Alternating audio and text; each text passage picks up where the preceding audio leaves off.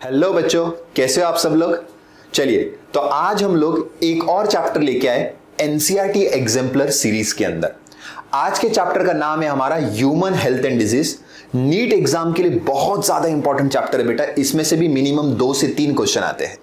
काफी सारे क्वेश्चन है इसमें आज हमको डिस्कस करने के लिए, लेकिन पहले मैं ये सजेशंस दूंगा कि सभी बच्चे वीडियो देखने से पहले एनसीईआरटी टेक्स्ट बुक एक बार रीड कीजिए, तब जाके क्वेश्चन आंसर्स आपको फटाफट समझ में आएंगे। अगर आपके बेसिक कंसेप्ट्स क्लियर नहीं रहेंगे तो क्वेश्चंस आपको इतने रैपिडली समझ में नहीं आएंगे, ठीक है। और एक और चीज का ध्यान रखना है बच्चों, अगर आपको वीडियो पसंद आए तो लाइक कीजिए, सब्सक्राइब कीजिए चैनल को और अपने दोस्तों से शेयर भी कीजिए। क्यों बेटा? क्योंकि हमें भी समझेगा कि हम जो काम कर रहे हैं वो सही डायरेक्शन में चल रहा है कि नहीं चल रहा है, वो बच्चों के हित में चल रहा है कि नहीं चल रहा है। और मैंने सभी बच्चों से रिक्वेस्ट की हमेशा की तरह कि कमेंट सेक्शन में आप अपने सजेशंस पोस्ट कर सकते हैं कि भैया कौन सा वीडियो आपको चाहिए, बायोलॉजी से रिलेटेड कौन से आर्टिकल आपको डिफिकल्ट जा रहे हैं कि सर इसका एक वीडियो बना के हमको दीजिए, ताकि हमारे स्कोर्स और अच्छे से इंप्रूव हो सके, हमारे कंसेप्ट अच्छे से क्लियर हो सके। तो बेटा भूलिएगा नहीं, लाइक कीजिए, शेयर कीजिए और चैनल को सब्सक्राइब कीजिए। चलिए विदाउट वेस्टिंग एनी टाइम शुरुआत करते हैं आज के पहले क्वेश्चन की बच्चों।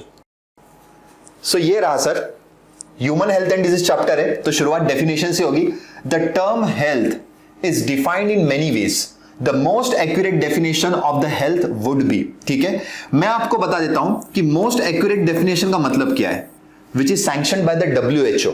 वर्ल्ड हेल्थ ऑर्गेनाइजेशन ने हेल्थ की एक प्रॉपर डेफिनेशन दी थी, जिसके मतलब से वो यूनिवर्सली एक्सेप्टेड हो चुकी थी। तो डेफिनेशन था, health is a state of complete physical, mental and social wellbeing and not merely an absence of disease।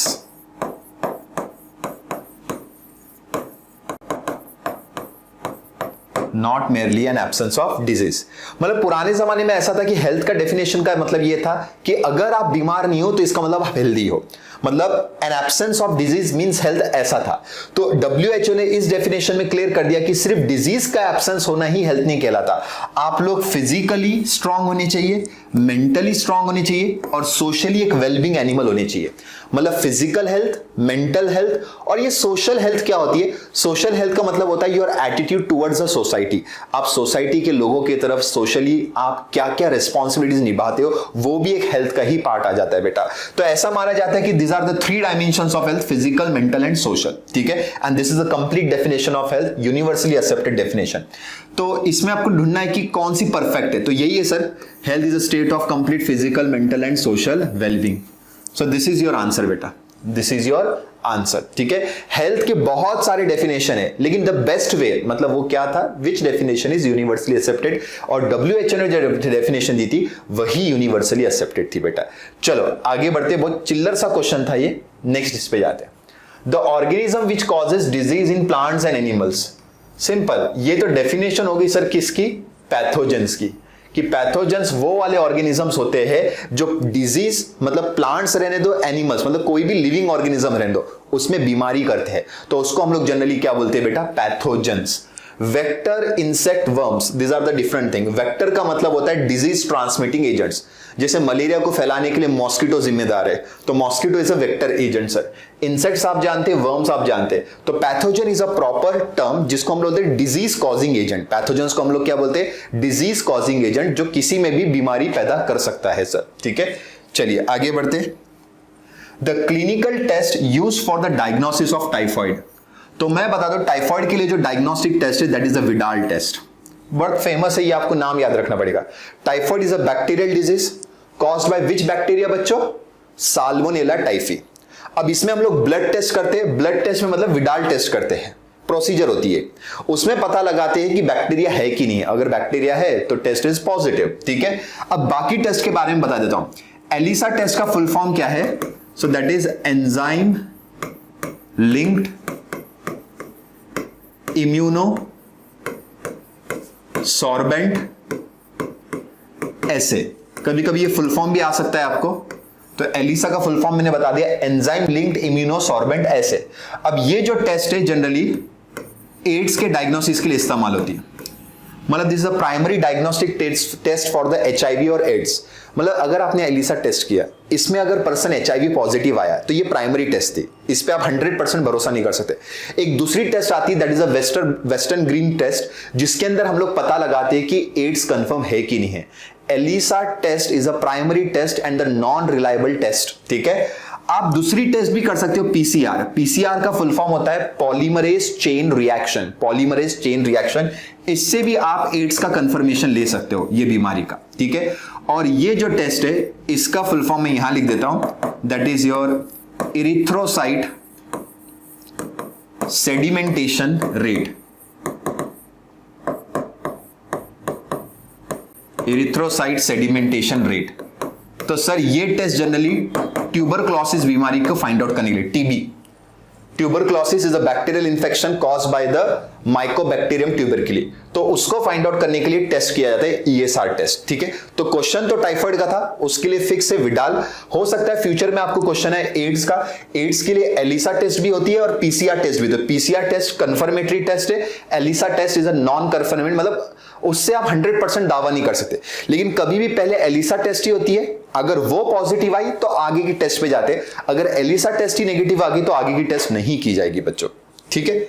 चलो next, diseases are broadly group into infectious and non infectious, correct, ठीक है।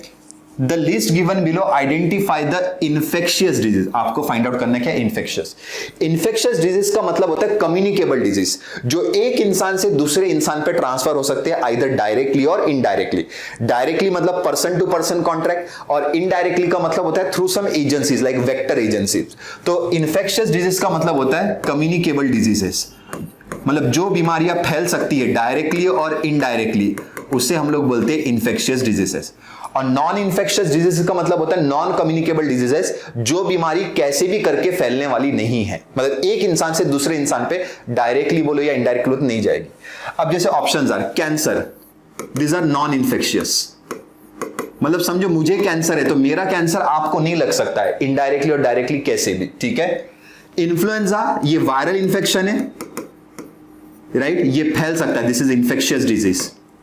Allergy, this is also non infectious disease. समझो मुझे skin की allergy है तो ऐसा कोई गारंटी नहीं ना कि आपको भी वो एलर्जी होगी। एलर्जी बोले तो हाइपर सेंसिटिविटी होती है और हर एक के पास अलग अलग रहती है। Asthma is also allergic disorder, तो मुझे अस्थमा है तो आपको भी अस्थमा होगा, मैं खांस रहा हूं तो ये बीमारी आप तक फैल रही है, ऐसा नहीं हो सकता। हाँ लेकिन इन्फ्लुएंजा फैलेंगी सब। Small pox, this is again the viral infection. वैसे स्मॉल पॉक्स आज की तारीख में कंप्लीटली इरेडिकेट हो चुका है इंडिया से, लेकिन ये बहुत पुरानी बीमारी, इसको ध्यान देना है। And this is also infectious. तो अपने को इन्फेक्शियस डिजीज ढूंढने थे, the answer will B second and fourth. किधर गया, ये रहा आंसर, सेकंड एंड फोर्थ, ठीक है। चल आगे बढ़ते। The sporozoites that cause infection when a female anopheles mosquito bites a person are formed in. मैं सिंपल कर देता हूं, ये बात चल रही है मलेरिया की बीमारी की, जिसमें plasmodium is the causative agent. Plasmodia एक प्रोटोजोआ है, वो एक कॉजेटिव एजेंट है, राइट। और उसकी लाइफ साइकिल दो लोगों में चलती है, उसके दो होस्ट होते हैं, एक अपन ह्यूमन बींग्स और दूसरा होता है female anopheles mosquito. Female anopheles mosquito की बॉडी में जो लाइफ साइकिल चलती है उसमें जो पॉजिटिव एजेंट बनता है, मतलब जब अपने को मच्छर काटेगा तो वो अपने बॉडी में प्लाज्मोडियम का कुछ तो डालेगा, तो वो कुछ तो कौन रहता है, sporozoites. Sporozoid is a life stage of Plasmodium which is actually formed in the gut of the mosquito. Gut बोले तो intestine। ये प्लाज्मोडियम की लाइफ की एक स्टेज है स्पोरोजॉइड, जो एनाफिलस मॉस्किटो के इंटेस्टाइन में तैयार होती है और वहां से बाहर निकल के उसके सलाइवरी ग्लैंड्स में जाके बैठ जाती है। मतलब सर अगर आपको किसी ने पूछा, जैसे यहां पे लिखा फॉर्म्ड, कि स्पोरोजॉइड कहां मिलता है, तो answer is gut of the mosquito. लेकिन कल को क्वेश्चन चेंज होता है सिर्फ एक शब्द पे, स्पोरोजॉइड्स फाउंड इन, ये क्वेश्चन आया, फॉर्म नहीं फाउंड, स्पोरोजॉइड्स कहां मिलता है, तो उसका आंसर आएगा क्या, salivary glands of the mosquito. बनता इंटेस्टाइन ऑफ द मॉस्किटो में है, लेकिन वहां से निकल के उसके सलाइवरी ग्लैंड्स में डिपॉजिट होता है। और जब ये फीमेल एनाफिलस मॉस्किटो आपको बाइट करती है, तो बाइट करने के बाद वो सलाइवा के 2 बूंद अपने खून में डाल देती और उस 2 बूंद के अंदर होते स्पोरोजॉइड्स। मतलब सर बना इंटेस्टाइन में, पाया जाता है सलाइवरी ग्लैंड में और वहां से ट्रांसफर होता है ह्यूमन बींग्स के अंदर। तो यहां पे सिर्फ फॉर्म की जगह अगर फाउंड हो जाए तो आंसर विल बी सी, लेकिन क्वेश्चन में अभी फॉर्म्ड है तो answer will be what, gut of the mosquito, ठीक है। चलो नेक्स्ट, इसके लिए आपको है ना पूरा लाइफ साइकिल ऑफ प्लाज्मोडियम पढ़ना पड़ेगा, जो कि बहुत इंटरेस्टिंग है बेटा, बहुत मजेदार चीज है। द डिजीज चिकुनगुनिया, चिकनगुनिया नहीं, it is chikungunya is transmitted by, first of all chikungunya ये एक वायरल इंफेक्शन है, और ये वायरल इंफेक्शन मच्छर के काटने से फैलता है। तो मैं आपको बता दूं, ये एडिस मॉस्किटो के काटने से फैलता है। एडिस मॉस्किटो के काटने से डेंगू भी फैलता है और चिकुनगुनिया भी फैलता है। डेंगू भी वायरल इंफेक्शन है, चिकुनगुनिया भी वायरल इंफेक्शन है। फिलहाल क्वेश्चन में चिकुनगुनिया, तो इसके बारे में हम लोग डिस्कस करेंगे। First of all sir, viral infection है तो वायरस का नाम क्या है? तो वायरस का नाम दैट इज चिक वी, मतलब सर चिकुनगुनिया वायरस, ये ऐसी नाम है, वायरस का नाम ही चिकुनगुनिया वायरस है, तो चिकवी करके नाम दिए हुआ यहां पे। लेकिन सर ये नाम ऐसा क्यों पड़ा? मतलब ये जो चिकुनगुनिया वर्ड है उसका ओरिजिन क्या है, इसके बारे में थोड़ी सी कहानी बताइए। चिकुनगुनिया वर्ड का जो ओरिजिन है वो एक लैंग्वेज में हुआ है, that language is Makonde language. Makonde language ये आपको जनरली, मतलब ऐसे जो लोग हैं माकोंडे लैंग्वेज, ये आपको Tanzania, south east Tanzania and थोड़ा बहुत अपन बोल सकते हैं इसके अंदर केनिया रीजन, केनियन लोग, वहां पे ये लैंग्वेज इस्तेमाल होती है। और इन माकोंडे लैंग्वेज चिकुनगुनिया ये शब्द का मतलब होता है दैट विच बेंड्स अप, मतलब चिकुनगुनिया शब्द का माकोंडे लैंग्वेज में मतलब क्या होता है? एक ऐसी चीज जो आपको झुका रही, बेंड करवा रही है। तो सर मैं समझा नहीं, सिम्टम्स पे ध्यान दीजिए बेटा। चिकुनगुनिया नाम उसके वायरस पे नहीं पड़ा, चिकुनगुनिया नाम उसके सिम्टम्स पे पड़ा है बेटा। यहां पे सबसे इंपॉर्टेंट, जैसे आपको ये मच्छर काटता है, ये वायरस आपकी बॉडी में आता है, तो 7 दिनों के अंदर सिम्टम आते हैं, और सिम्टम रहते हैं जॉइंट पेन। आपके जॉइंट्स में इतना दर्द होगा, खासकर नी जॉइंट, इतना दर्द होगा कि आप खड़े नहीं रह पाएंगे, आप खड़े रहेंगे तो गिर जाएंगे। मतलब ये आपको पूरी तरह से झुका देगा बेटा, इतना दर्द होगा आपके जॉइंट्स में, आप सीधा खड़े नहीं रह पाएंगे। जॉइंट पेन, मसल्स में दर्द होना, हैवी पेन रहेगा सर, और हाई ग्रेड फीवर भी रहेगा। इस बीमारी का इलाज है, ऐसा टेंशन मत लो कि इस बीमारी का इलाज नहीं है, 100% इसका इलाज है। लेकिन मैंने थोड़ी कहानी बताई कि चिकुनगुनिया नाम उसके सिम्टम्स से पड़ा है, जॉइंट्स में इतना दर्द है कि इंसान झुक जाता है, तो that which bends up, Makonde language में उसको बोलते थे चिकुनगुनिया। ठीक है, वायरल इंफेक्शन है, spreaded through the mosquito bite, और मॉस्किटो का नाम क्या है बेटा? Aedes mosquito. चलिए, कहानी आपको पसंद आई होंगी, आगे बढ़ते हैं बच्चों। Next, many diseases can be diagnosed by observing the symptoms in the patient, correct? Which group of symptoms are indicative of pneumonia? मतलब आपको निमोनिया के सिम्टम्स ढूंढने। सो निमोनिया वायरल प्लस बैक्टीरियल दोनों इंफेक्शन है, लेकिन अपनी एनसीईआरटी बुक में pneumonia को दिया गया बैक्टीरियल कैटेगरी में। Streptococcus pneumonia is the name of bacteria. Pneumonia ये लंग्स का इंफेक्शन है, लोअर रेस्पिरेटरी ट्रैक इंफेक्शन बोलते हैं, क्योंकि एल्वेलाई के लेवल पे इंफेक्शन चलता है, इसके अंदर लंग्स में पानी भरना, बाकी के सिम्टम्स आना, ये सब कुछ है सर। ठीक है, चलिए सिम्टम्स ढूंढते हैं। Difficulty in respiration, fever, chills, cough and headache, यही वाला है सर, पहला ही है। सांस लेने में तकलीफ होना, सर में दर्द होना, बुखार आना, चिल्स बोले तो ठंडी से कांपना, ये सब इसके सिम्टम्स है। बाकी कॉन्स्टिपेशन, निमोनिया का कोई लेन, pneumonia is a lungs infection, तो कॉन्स्टिपेशन कुछ नहीं। इसमें भी कॉन्स्टिपेशन वर्ड है, इसमें भी कॉन्स्टिपेशन वर्ड है, यहां पे तो स्टमक पेन वगैरह हो रहा है, तो ये तो अलग कंसेप्ट जा रहा है सर। ठीक है, एलिमेंट्री कैनाल की तरफ जा रहा है, जबकि pneumonia is a respiratory system disorder. किसका है सर? रेस्पिरेटरी। तो answer will be first. NCERT line to line है बेटा, कोई बहुत हेवी क्वेश्चन नहीं था ये। चलो आगे बढ़ते। Next, cancer causing genes are called as, तो बेटा उसको बोलते हैं ऑन्कोजीन्स।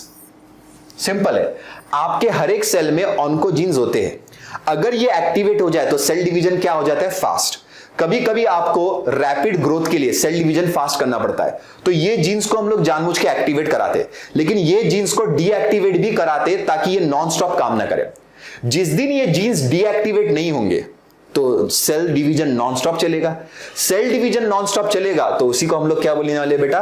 कैंसर। तो ऑन्कोजीन्स ऐसा नहीं है कि सिर्फ कैंसर पेशेंट के पास होते, हर एक के पास होते, बस अगर ये एक्टिवेट हो गए और ये कंट्रोल में ना आए तो that will lead to the cancer, that will lead to what? Cancer. So cancer causing genes that is oncogenes. और कैंसर की स्टडी को आप जानते हैं ना, हम लोग क्या बोलते हैं बेटा? ऑन्कोलॉजी। और कैंसर स्पेशलिस्ट को हम लोग क्या बोलते हैं बेटा? ऑन्कोलॉजिस्ट। कैंसर स्पेशलिस्ट जो होते हैं। बहुत अच्छी फील्ड है, बहुत स्कोप है। अगर आप डॉक्टर बनना चाहते हैं और कुछ स्पेशलाइजेशन करना चाहते हैं तो आप ऑन्कोलॉजिस्ट बनिए बेटा, क्योंकि कैंसर तो दुनिया में बहुत सारे प्रकार के, तो इसमें बहुत सारा स्कोप आपको मिलेगा बेटा। ठीक है, चलो आगे बढ़ते हैं। इन मैलिग्नेंट ट्यूमर, ये भी कैंसर का ही टाइप है।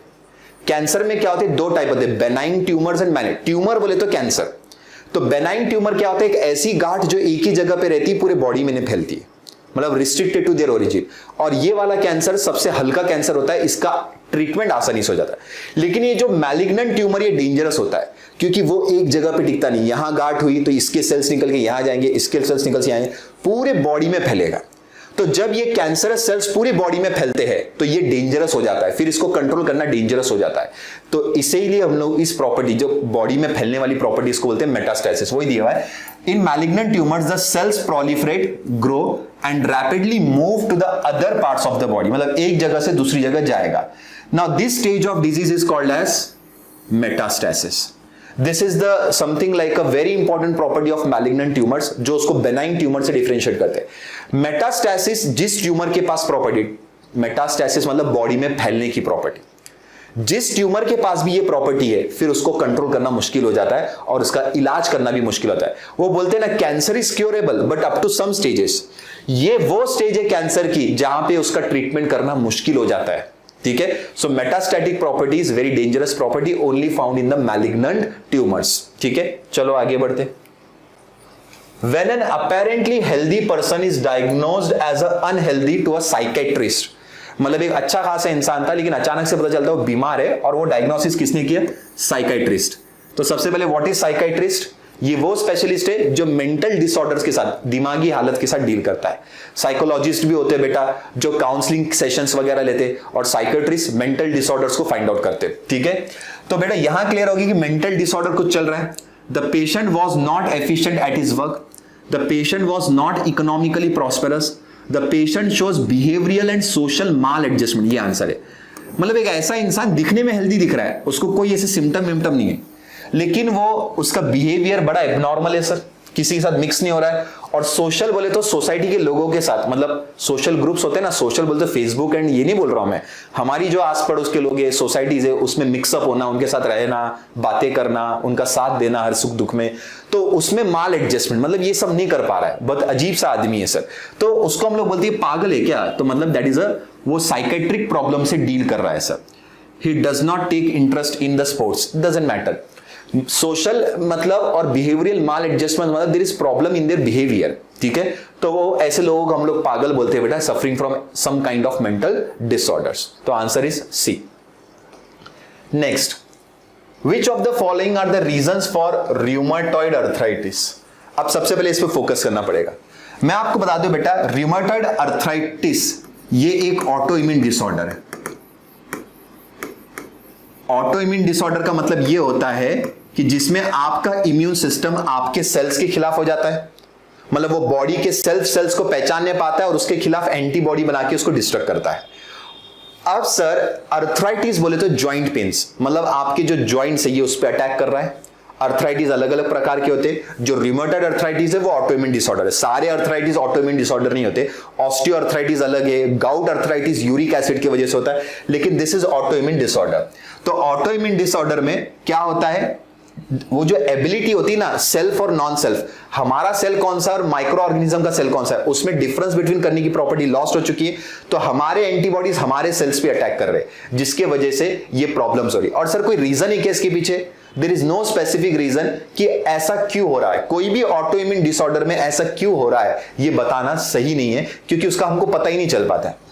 अब ये क्वेश्चन में गलती क्या होगी, फर्स्ट स्टेटमेंट और फोर्थ स्टेटमेंट सेम है करके आंसर गड़बड़ हो जाता है। देख, the ability to differentiate pathogens और foreign molecules from cells increases, and यहां पे सॉरी सेम नहीं है, इंक्रीजेस लिखा है, सॉरी ये अलग है। The ability to differentiate pathogens और foreign molecules from the cell is lost. तो ये होता है ऑटोइम्यून डिसऑर्डर में कि हम लोग पैथोजेंस और हमारे खुद के सेल्स में डिफरेंशिएशन लॉस कर देते, जिसकी वजह से body attacks the cells, right. तो भैया यहां पे second and fourth will be the answer, second and fourth will be the answer. मैंने कहा था ना, एक तो वो जो सबसे इंपॉर्टेंट प्रॉपर्टी डिफरेंशिएशन वाली, अपना कौन है और पराया कौन है, तो सर इसमें आप पहचान ही नहीं पा रहे हो कि सर ये अपना है कि पराया है, और आप उस चक्कर में अपने वाले सेल्स भी अटैक कर दे रहे हो जिसकी वजह से बीमारी हो रही है, एंड रीजन इज अननोन। तो second and fourth will be the best answer. मेरी जो गलती हो, मैंने ये इंक्रीजेस पढ़ा नहीं था, राइट। अगर आप डिफरेंशिएट करने की प्रॉपर्टी इंक्रीज हो रही है तो फिर ऑटोइम्यून डिसीज नहीं होगा, कभी नहीं होने वाला है, राइट। लेकिन यहाँ पे ऑटोइम्यून डिजीज हुआ है, ये आपको ध्यान रखना है, ठीक है। एक क्वेश्चन आया था नीट में कि ऑटोइम्यून डिजीजेस कौन कौन से, उसकी लिस्ट आई थी। वो लिस्ट आपके एनसीईआरटी बुक से नहीं थी, लेकिन आपके एनसीईआरटी बुक में कुछ नाम ऑटोइम्यून डिजीज में दिए। एक रूमेटॉइड अर्थराइटिस है, एक आपका माइस्थीनिया ग्रेविस रहेगा, और भी बहुत सारे ऐसे आपको आने वाले हैं। अब ऐसी लिस्ट आप लोग फाइंड आउट करेंगे कि एनसीईआरटी बुक में कितने ऑटोइम्यून डिजीजेस है, ताकि उस पर अगर कोई कलेक्टिव क्वेश्चन आता है, एक बार आ चुका है आपको, वो वैसे क्वेश्चंस आपको ऑलरेडी प्रिपेयर होने चाहिए बेटा, ठीक है। चलो next, AIDS is caused by HIV. Among the following, which one is not a mode of transmission of HIV? Simple है, HIV is a sexually transmitted disease, तो आपको उस पर फोकस करना है। ट्रांसमिशन ऑफ कंटामिनेटेड ब्लड में HIV का प्रमाण ज्यादा रहता है, तो इसके वजह से ट्रांसमिट होगा। Sharing the infected needles, needles में भी क्या होता है, ब्लड लगा रहा है, जैसे मैंने खुद को इंजेक्शन दिया और वो इंजेक्शन मैंने आपको दे दिया, अगर मुझे HIV था तो उस ब्लड में HIV का वायरस था, वो ब्लड के ड्रॉप्स नीडल के थ्रू आपकी बॉडी में जाएंगे, तो इससे भी डिजीज ट्रांसफर होगा। Shaking hands with the infected person, इससे नहीं होगा, और आपको नहीं ढूंढना था, तो दिस इज योर आंसर। वो बोलते हैं ना, एड्स और HIV छूने से नहीं फैलता है। मैंने किसी को हाथ मिला लिया, गले मिल गए, उसके साथ खाना खा लिया, तो इससे HIV नहीं फैलता है बेटा, ये आपको हमेशा ध्यान में रखना है। HIV फैलने के लिए मेन रीजन क्या रहते हैं, एक तो आपके जेनाइटल फ्लूइड्स जिसमें उस वायरस की मात्रा ज्यादा है, या दूसरा आपका ब्लड और जेनाइटल फ्लूइड्स में HIV की मात्रा ज्यादा रहती है। अगर इनका एक बूंद भी हेल्दी पर्सन के कांटेक्ट में आ जाए तो डिजीज विल गेट ट्रांसमिट। लेकिन जो पसीना है, टच कर लिया, इससे बीमारी ट्रांसफर नहीं होती, क्योंकि इसमें HIV की मात्रा नहीं होती है बेटा, ठीक है। Sexually contact with the infected, ये तो सर 100% ट्रांसफर करेगा, मतलब ब्लड और जेनाइटल फ्लूइड्स इसके संपर्क में नहीं आना है, बस इसके संपर्क में आ गए तो HIV ट्रांसफर हो जाएगा बेटा, ठीक है। चलिए, तो answer is C. Smack is a drug obtained from, मैं पहले ही आंसर बताया था, लैटेक्स ऑफ पैपावेर सोमनीफेरम। अब मैं स्मैक के बारे में बताता हूं। Smack is nothing but heroin, which is also called as a brown sugar. Heroin कैसे बनती है, तो heroin is chemically known as diacetyl morphine. Heroin कैसे बनी, डायएसिटिल मॉर्फिन, मतलब एसिटिलेशन ऑफ मॉर्फिन करके बनी हुई है। हेरोइन इज हाईली एडिक्टिव, इसको जनरली इंजेक्शन और स्नॉर्टिंग, मतलब हेरोइन को लिया कैसे जाता है मैं आपको बता देता हूं कि heroin is through injections and snorting. Snorting होता है नाक के थ्रू खींचना, ऐसा पिक्चरों में देखते होंगे ना, ऐसा पाउडर की लाइन बनाते हैं, नाक के थ्रू खींचते, स्नॉर्ट करना, ठीक है, एक ये। और सर ये डिप्रेसेंट्स है, मतलब ये जो ड्रग है ये आपके सिस्टम को स्लो डाउन करती है। डिप्रेसेंट्स का मतलब क्या होता है, स्लो डाउन। ये आपके सेंट्रल नर्वस सिस्टम में जाएंगी और आपकी सारी गतिविधियों को एकदम शांत और स्लो कर देगी। सो डिप्रेसेंट्स है। अब मैं आपको बता रहा था किस्सा क्या था, लैटेक्स ऑफ पैपावर सोमनीफेरम। तो ये जो प्लांट है Papaver somniferum, right, Poppy plant है ये, एक्चुअली कॉमन नेम। मैं आपको सीक्वेंस बताता हूं कैसे हम लोग प्रिपेयर करते हैं ये सब कुछ। सो पॉपी प्लांट से हम लोग बनाते हैं ओपियम। पॉपी सीड्स होते हैं ना बेटा, खसखस के दाने किचन में मिलते हैं अपने, खसखस छोटे छोटे बारीक सफेद कलर के दाने होते हैं। ये अगर खाने में ज्यादा डाल दी मम्मी ने तो आप सो जाओगे, क्योंकि ये आपके सिस्टम को क्या करता है, स्लो। तो ओपियम से हम लोग सबसे पहले बनाते हैं क्या, मॉर्फिन। ये मॉर्फिन जनरली हम लोग एज अ पेन किलर बोल के इस्तेमाल करते, हमारे सोल्जर्स को हम लोग देते, या तो फिर जो बड़ी बड़ी सर्जरीज होती है उसके बाद हम मॉर्फिन के इंजेक्शन देते ताकि आपका दर्द कम कर दे। सोल्जर के फर्स्ट एड किट में मॉर्फिन के इंजेक्शन होते कि गोली गोली लग गई तो इतना दर्द सहन नहीं होता, तो मॉर्फिन के इंजेक्शन से पेन किलर बोल के काम करते। और मॉर्फिन से हम लोग क्या बना रहे बेटा, हेरोइन। तो ये मॉर्फिन हम लोग हॉस्पिटल्स में इस्तेमाल करते, लेकिन heroin that is a band, ये हम लोग बिल्कुल इस्तेमाल नहीं करते, ठीक है।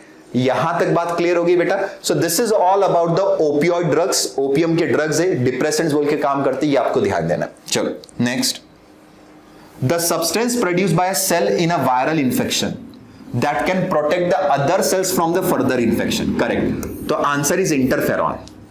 मैं आपको बताता हूं इसके बारे में क्या कंसेप्ट है।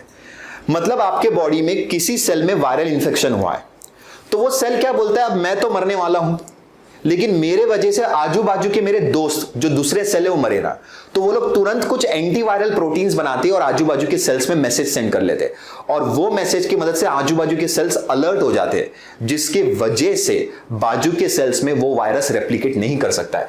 मतलब मान लो this is a group of cell, ये एकदम रफ डायग्राम है बच्चों, मतलब एकदम रफ तरीके समझा रहा हूं, जेनेटिक लेवल पे नहीं। समझो इसमें वायरल इंफेक्शन हुआ है, ये बीच वाले सेल में वायरल इंफेक्शन हुआ है, ठीक है। अब ये सेल क्या सोचूंगा, मैं तो मरने वाला हूं लेकिन मेरे जो आजू बाजू के दोस्त थे वो मरे ना, तो ये आजू बाजू के लोगों को इन्फॉर्म करता है, मतलब ये एक प्रोटीन बनाएगा और वो प्रोटीन का नाम क्या रहेगा, interferons. So interferons, this are those protein which stops या which inhibits the replication of virus in adjacent cells, ठीक है। तो these are the proteins which are produced by virus infected cells, but proteins ये अपन बोल रहे, these are the proteins which inhibits replication of virus in adjacent cells। मतलब sir मैं तो मर रहा हूं लेकिन मैं दूसरों की जान जरूर बचाऊंगा, ऐसा नहीं कि मैं मर रहा हूं तो मैं साथ में 2-4 को लेके मरूंगा, ऐसा नहीं होता। तो ये इंटरफेरॉन्स कभी भी वायरस को मारते नहीं, याद रखना। पहले तो इंटरफेरॉन्स वायरस को मारेंगे नहीं। इंटरफेरॉन्स वो प्रोटीन्स है जो वायरस इंफेक्टेड सेल्स ही प्रोड्यूस होंगे और उस वायरस को आजू बाजू के सेल्स में रेप्लिकेट करने से रोकेंगे ताकि इंफेक्शन स्प्रेड ना हो। So it's a part of defence mechanism. Interferons are the parts of defence mechanism. कुछ बुक्स में इसको एंटीवायरल प्रोटीन्स भी बोला गया है,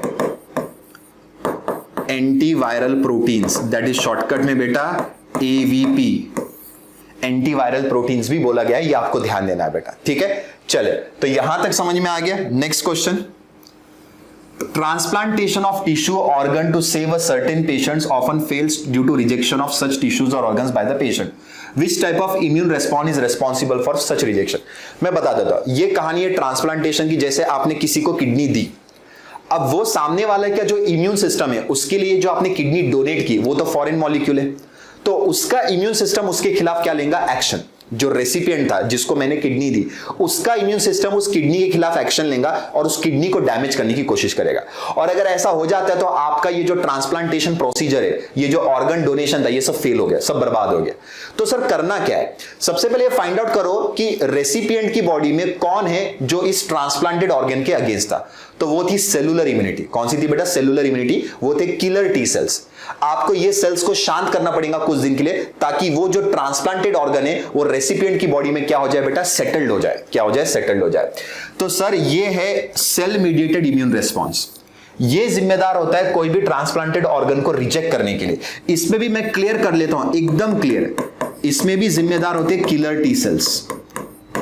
ये जो किलर टी सेल्स है, दे गेट एक्टिवेटेड जब कोई नया टिश्यू बॉडी में आता है और उसको डैमेज करने पे जाते हैं। तो आपको इम्यूनोसप्रेसिव मेडिसिन, गोलियां खा खा के, इंजेक्शन ले लेके अपने डिफेंस मैकेनिज्म को सप्रेस करना पड़ता है, मतलब किलर टी सेल को सप्रेस करना पड़ता है, जिसके वजह से वो जो ट्रांसप्लांटेड ऑर्गन है उसे कुछ समय मिल जाए बॉडी में एडजस्ट होने के लिए। हो सकता है कुछ समय के बाद वो एडजस्ट हो जाए और आपका इम्यून सिस्टम उसके खिलाफ एक्शन लेना बंद कर दे। या तो ऐसा भी हो सकता है कि सामने वाले पेशेंट को जिंदगी भर इम्यूनोसप्रेसिव ड्रग्स खाने पड़े, क्योंकि सर उनका वो जो ऑर्गन ट्रांसप्लांटेशन प्रोग्राम था, वो जो ऑपरेशन था, वो फेल ना हो। ठीक है, तो ये एक रिस्क फैक्टर बना रहता है किलर टी सेल्स का। चलिए, antibodies present in the colostrum which protect the newborn from the certain disease. तो सबसे पहले what is colostrum? It is a milk synthesise by mother within first 2 to 3 days after delivery। मतलब delivery होने के बाद जो पहले 2-3 दिन में दूध बनता है मदर का, एक तो येलो कलर का दूध होता है और वो बोलते हैं कि बच्चे के लिए सबसे इंपॉर्टेंट होता है। वो दूध में होती है एंटीबॉडीज जो बच्चे को अगले 6 महीने के लिए डिफेंस प्रोवाइड करती है। देख बेटा, जब तक तू मां के वूम में था तो मां ने तुझे तब भी प्रोटेक्शन दिया, जैसे तू मां के बाहर आ गया तो मां अपने दूध के थ्रू तुझे प्रोटेक्शन दे रही है, और वो दूध है कोलोस्ट्रम, स्टार्टिंग का दूध, और उसमें होती है IgA टाइप की एंटीबॉडी। अपने पास 5 टाइप की एंटीबॉडी होती है जिसको अपन ऐसे याद रखते हैं गेम बोल के। We have 5 types of antibody, 5 types of antibody जिसको हम याद रखते हैं गेम बोल के, ऐसा याद रखना है बच्चों। IgG, IgA, IgM, IgE, IgD, G for gamma, A for alpha, M for mu, E for epsilon, D for delta, ऐसे इनकी फुल फॉर्म है। तो अपने कोलेस्ट्रम के अंदर IgA मतलब अल्फा इम्यूनोग्लोबुलिन प्रेजेंट रहता है, जो बच्चे को अगले 6 महीने के लिए डिफेंस देता है, क्योंकि बच्चा बहुत छोटा है, उसका डिफेंस मैकेनिज्म अभी तक रेडी नहीं हुआ, तो उसके लिए टाइम उसको जाने वाला है बेटा, ठीक है। तब तक मां उसे डिफेंस देंगी अपने दूध के through. Next, tobacco consumption is known to stimulate the secretion of adrenaline and noradrenaline. Correct है। जब भी आप तंबाकू खाते हैं तो ये आपके एड्रिनल ग्लैंड्स पे एक्शन लेती है और ये 2 हार्मोन्स बना के लेती है, जिसके वजह से आपकी बॉडी एक्टिवेट हो जाती है। Because tobacco is act as a stimulant, ये आपको स्टिम्युलेट करेगा, डिप्रेस नहीं करेगा, स्टिम्युलेट करेगा। तो टोबैको के अंदर एक्चुअली ऐसा कौन सा कंटेंट होता है, तो दैट्स निकोटिन। तंबाकू जब आप खाते हो, चाहे आप स्मोक कर रहे हो या तंबाकू खा रहे हो, च्यूइंग और आइदर स्मोकिंग, दोनों में निकोटिन है। तो ये निकोटिन आपके बॉडी में स्टिम्युलेंट बोल के काम करता है, because they are going to release the adrenaline and noradrenaline from the your adrenal glands. ठीक है, तो यहां तक क्लियर है बेटा कंसेप्ट। चलिए, antivenom against the snake, against the snake poison contains, generally ये इम्यूनिटी का प्रकार है, ये पैसिव इम्यूनिटी का टाइप है। मतलब सर किसी सांप ने आपको काटा, अब इसका इलाज आप क्या करोगे, उस स्नेक के पॉइजन की एंटीबॉडीज आपके पास ऑलरेडी होनी चाहिए, वो जो उसका वेनम था उसके खिलाफ जो एंटीबॉडीज है वो आपके पास होनी चाहिए थी।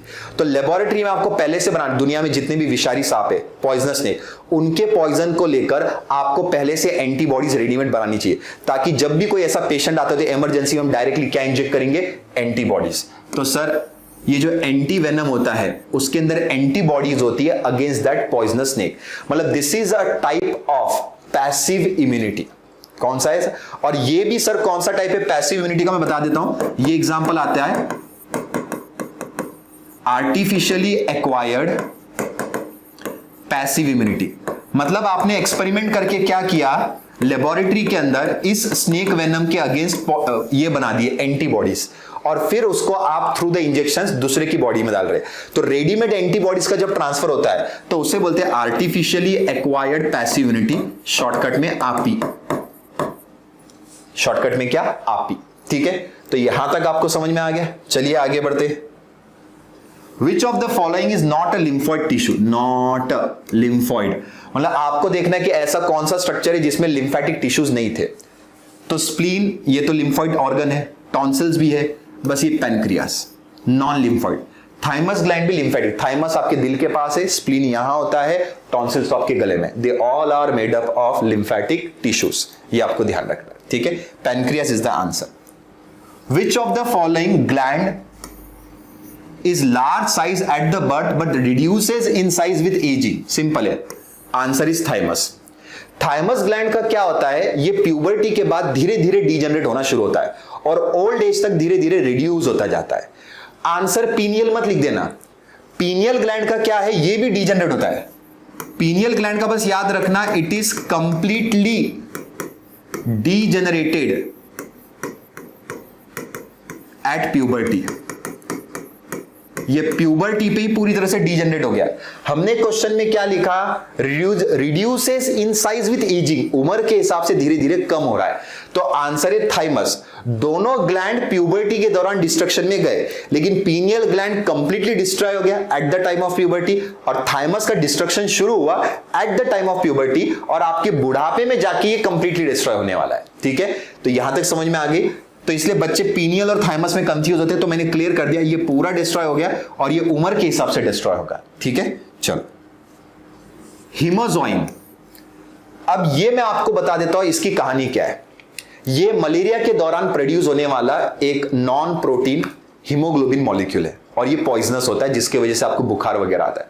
मैं समझा नहीं। मलेरिया कॉज बाय प्लाज्मोडियम, और प्लाज्मोडियम रहते हैं आरबीसी के अंदर। देखो बेटा क्वेश्चन को समझिए, प्लाज्मोडियम ये जो मलेरियल पैरासाइट है ये किसके अंदर रिसाइड करता है, आरबीसी के अंदर, और आरबीसी के अंदर क्या भरा हुआ है, पूरा हीमोग्लोबिन। अब प्लाज्मोडियम को आरबीसी में रहने के लिए जगह चाहिए, तो हीमोग्लोबिन को खाना शुरू करेगा। ठीक है, सो प्लाज्मोडियम ईट्स 80% ऑफ एचबी, लेकिन उसमें से जो 80% ऑफ HB खाएगा तो वो सिर्फ ओनली प्रोटीन मॉलिक्यूल को खाता है, मतलब हीमोग्लोबिन के अंदर जो प्रोटीन पार्ट है उसको वो खा लेगा। मतलब सर जो नॉन प्रोटीन पार्ट है उसको ये लोग नहीं खाते हैं और उसको बॉडी में रिलीज कर देते हैं, मतलब आरबीसी से बाहर निकाले। So non protein part of your haemoglobin is him, is a non protein part, और जो एक लेवल पे जाने के बाद क्या हो जाता है, poisonous.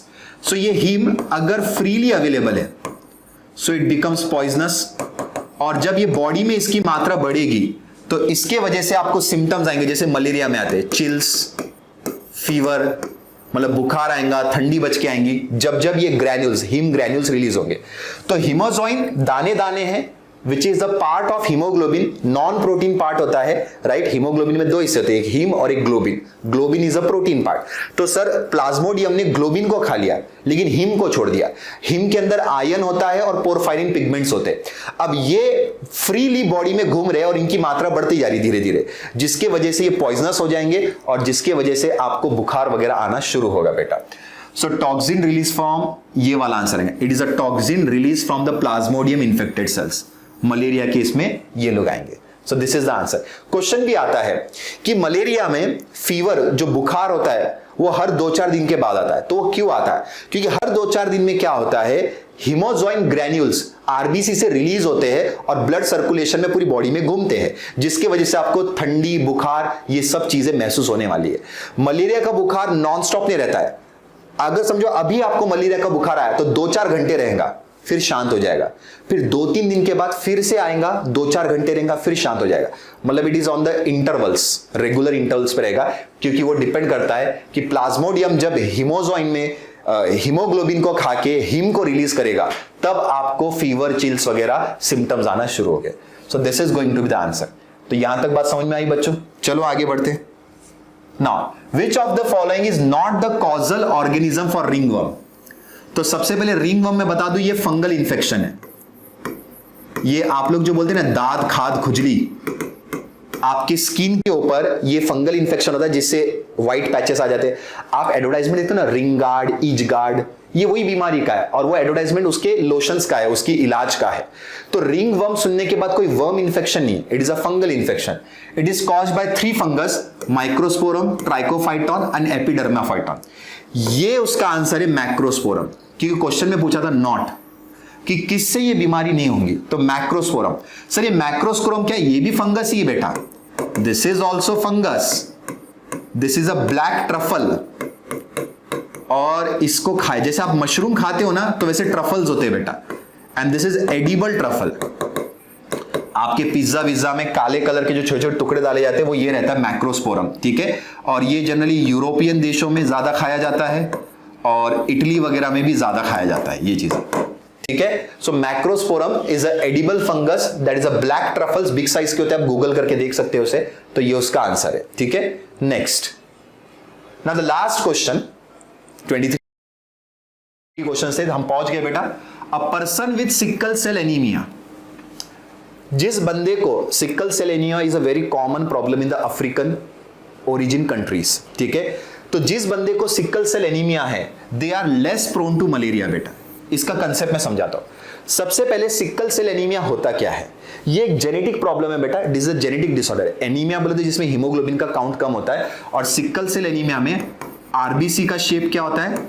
Sickle shape. Sickle shape बोले तो क्रीसेंट शेप या मून शेप भी आप बोल सकते हो। अगर आरबीसी का शेप ये होता जाएगा तो आरबीसी का डिस्ट्रक्शन बढ़ेगा, और आरबीसी का डिस्ट्रक्शन अगर बढ़ेगा तो हीमोग्लोबिन का काउंट कम होते जाएगा और ऑक्सीजन कैरिंग कैपेसिटी भी कम होती आएंगी। अब सर जनरली हर एक जिसको सिकल सेल एनीमिया होता है उसके आरबीसी नॉर्मली सिकल शेप के होते हैं कि नहीं? आरबीसी तो नॉर्मल रहेंगे, लेकिन इन स्पेसिफिक कंडीशन, ध्यान से सुनेंगे बेटा। समझो मुझे सिकल सेल एनीमिया, मैं अफ्रीका में रहता हूं, मुझे सिकल सेल एनीमिया, तो अभी मैं नॉर्मल जिंदगी जी रहा हूं, लेकिन जब मैं कोई पर्टिकुलर कंडीशन से एक्सपोज होऊंगा, जैसे कि एनवायरमेंट में ऑक्सीजन कम है, जनरली ये होता है हाइयर एल्टीट्यूड्स में, मैं जब ज्यादा ऊंचाई वाले हिल स्टेशन वगैरह पे जाऊंगा, कुल्लू मनाली, लेह लद्दाख में जाऊंगा, हाइयर इलाकों में जाऊंगा, तो वहां पे एटमॉस्फेरिक ऑक्सीजन कम होता है। जब मैं ऐसे एनवायरनमेंट से एक्सपोज होऊंगा और मेरे ऑलरेडी जेनेटिक्स में प्रॉब्लम था सिकल शेप एनीमिया का, तो सर जैसी ऑक्सीजन की मात्रा कम होगी मेरे आरबीसी तुरंत कन्वर्ट होना शुरू होंगे सिकल शेप में। Sickle cell RBCs they are very tough and rigid, और जब वो छोटी छोटी ब्लड वेसल्स में से जाते तो दे गेट डिस्ट्रॉयड, जिसकी वजह से आपके बॉडी में ऑक्सीजन की मात्रा कम होती जाएगी। मेरा बोलने का मतलब है ये एक जेनेटिक डिसऑर्डर है। इसमें आरबीसी सिकल शेप के तभी होंगे जब आप किसी कंडीशन से एक्सपोज होंगे, और वो कंडीशन रहेंगी ऑक्सीजन लेस वाली कंडीशन। ठीक है, अब मैंने क्यों लिखा लेस प्रोन टू मलेरिया? मैंने अभी बोला था malaria is caused bye Plasmodium. ठीक है, अब प्लाज्मोडियम में है तो आरबीसी पे अटैक करेंगे। अब सर आरबीसी का खुद का डिस्ट्रक्शन हो रहा है due to lack of oxygen, तो सेम रीजन रहेगा प्लाज्मोडियम के लिए। जब आरबीसी में ऑक्सीजन की मात्रा कम होगी, क्योंकि आरबीसी के अंदर जो हीमोग्लोबिन है उसकी अब कैरिंग कैपेसिटी कम होती जा रही है, आरबीसी में जब ऑक्सीजन डेफिशिएंसी होगी तो प्लाज्मोडियम की भी डेथ होना क्या होगी शुरू। So due to oxygen deficiency RBC तो मरेगा ही, लेकिन साथ में प्लाज्मोडियम की भी क्या होती जाएंगी डेथ, जिसके वजह से जो कॉम्प्लिकेटेड प्लाज्मोडियम के केस होते हैं जैसे प्लाज्मोडियम फाल्सीपेरम, ये एक ऐसा मलेरिया है जिसमें डेथ होना कंपलसरी है, लेकिन अफ्रीकन लोगों की इससे डेथ नहीं होंगी, क्योंकि जब भी प्लाज्मोडियम हायर लेवल पे जाएगा, कॉम्प्लिकेटेड, जब मलेरिया कॉम्प्लिकेटेड होते जाएगा तो उस प्लाज्मोडियम की डेथ होती जाएंगी because of sickle shape RBCs. मतलब उनको नॉर्मली मलेरिया हो सकता है, लेकिन वो लोग मलेरिया से कभी मरेंगे नहीं, क्योंकि मलेरिया से मरने की जब नौबत आएंगी तो उसके अंदर का जो मलेरिया का कॉजेटिव एजेंट है प्लाज्मोडियम, वही मर जाएगा ड्यू टू ऑक्सीजन डेफिशिएंसी। किसके वजह से? Due to oxygen deficiency. तो याद रखना, जब भी आरबीसी सिकल शेप के होंगे तो आरबीसी का डिस्ट्रक्शन होगा, और उसके साथ साथ प्लाज्मोडियम का भी क्या हो जाएगा बेटा? डिस्ट्रक्शन हो जाएगा। तो यहां तक बात समझ में आई। तो सिकल सेल एनीमिया, वैसे तो इसमें क्या होता है, अलग अलग टाइप के जीनोटाइप्स होते हैं, HbAs, HbS, ऐसे टाइप के जीनोटाइप्स होते हैं। अब जेनेटिक लेवल पे समझने जाएंगे तो बहुत अलग कंसेप्ट है। मैंने बेसिक समझाया ऑक्सीजन डेफिशिएंसी, तो उसको ध्यान रखिए। चलिए बच्चों, तो यहां पर हमने हेल्थ एंड डिजीज पूरी तरह से कंप्लीट कर दिया। मुझे लगता है कि आपको बहुत बेहतरीन तरीके से समझ में आया होगा। और मैंने स्टार्टिंग में कहा कि कुछ भी अगर डाउट है, कुछ है, तो कमेंट सेक्शन में ड्रॉप कीजिए, कुछ सजेशन है तो कमेंट सेक्शन में ड्रॉप कीजिए। फिर से कहूंगा कि पहले एनसीईआरटी रीड कीजिए, उसके बाद क्वेश्चन बैंक देखिए बेटा, और जल्दी आप समझ जाओगे कि किस तरह से इन सारे एमसीक्यूज को टैकल करना चाहिए। यहाँ पे एजेंडा यही है कि एमसीक्यू से आपका एक्सपोजर हो, उसको समझने कि एमसीक्यू पढ़ते समय क्या सोच रहनी चाहिए और उसको कैसे सॉल्व करना चाहिए, और with in a short time. यही चीज हम यहाँ पे कर रहे हैं बेटा। चलिए, तो फिर से जाते जाते एक बार रिमाइंडर दे दो, अगर वीडियो पसंद आया तो बेटा लाइक कीजिए, चैनल को सब्सक्राइब कीजिए, ताकि जो भी अपडेटेड वीडियोस आएंगे वो आपको मिलते रहे थ्रू द नोटिफिकेशंस, और पसंद आता है तो दोस्तों में शेयर भी कीजिए। चलिए, बहुत जल्द मुलाकात होगी ऐसी छोटी छोटी वीडियोस के साथ, इंटरेस्टिंग वीडियोस के साथ, और तब तक के लिए बच्चों stay home, stay safe, stay connected. Ta-ta, bye bye, take care.